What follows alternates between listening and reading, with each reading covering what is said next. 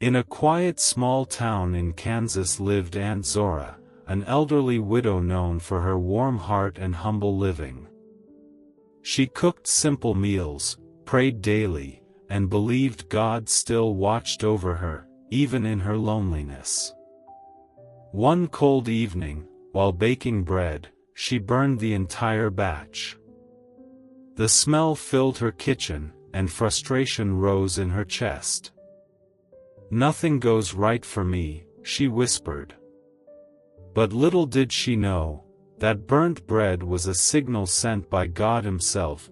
Her days were simple, watering her tiny garden, knitting for the church charity, and baking bread the way her late husband loved. But lately, life felt heavier.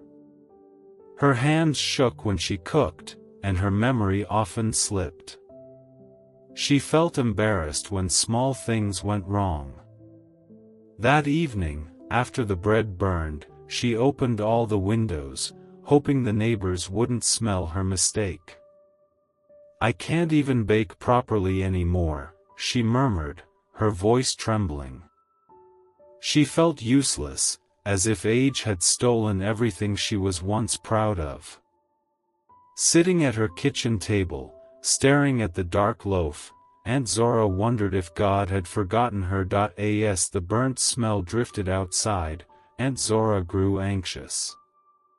She imagined her neighbors judging her the way she secretly judged herself. She quickly wrapped the ruined loaf in a towel and placed it in the trash, hoping to hide the evidence. "Zora, you can't do anything right anymore," she whispered, her heart sinking.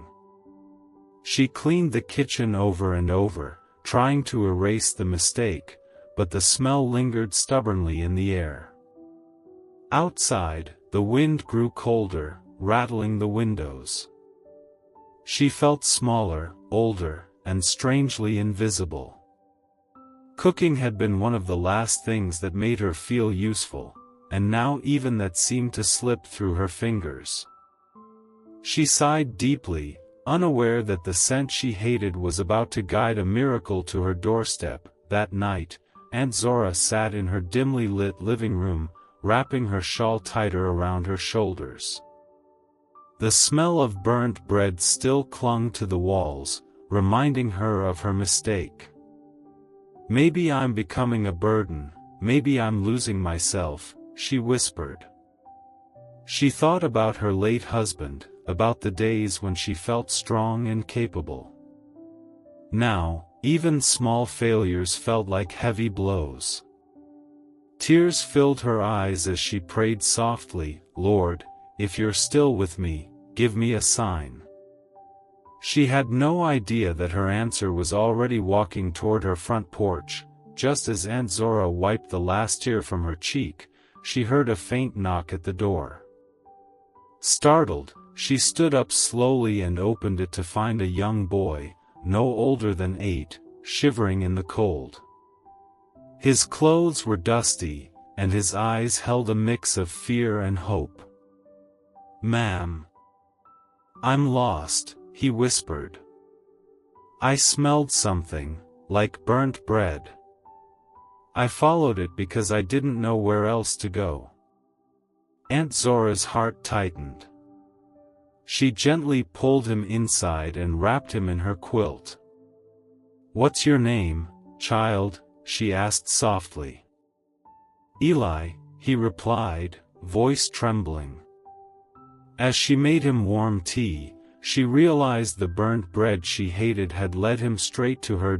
As Eli sipped the warm tea, Aunt Zora learned he had wandered away from his family during a long drive and ended up lost near the edge of town.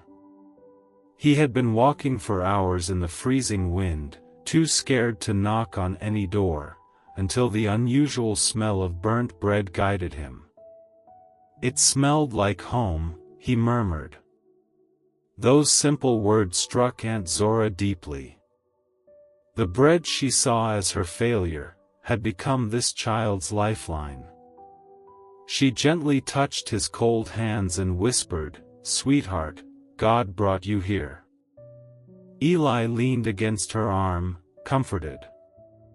In that quiet moment, Zora felt a warmth she hadn't felt in years, purpose, protection, and a sense that she wasn't forgotten after all. As the night grew deeper, Aunt Zora sat beside Eli, watching him slowly drift into peaceful sleep on her couch.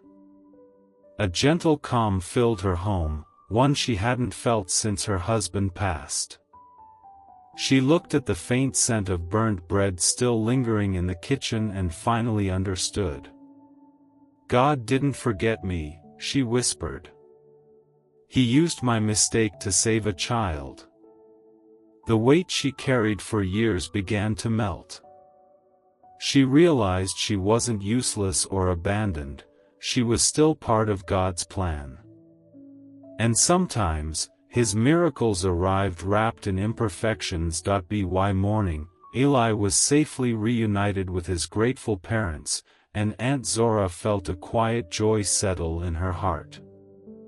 The burnt bread she once feared as a failure had become a sign of God's protection and guidance. She smiled softly, realizing that mistakes aren't always what they seem, they can be miracles in disguise. From that day on, she faced life with gentleness, faith, and trust.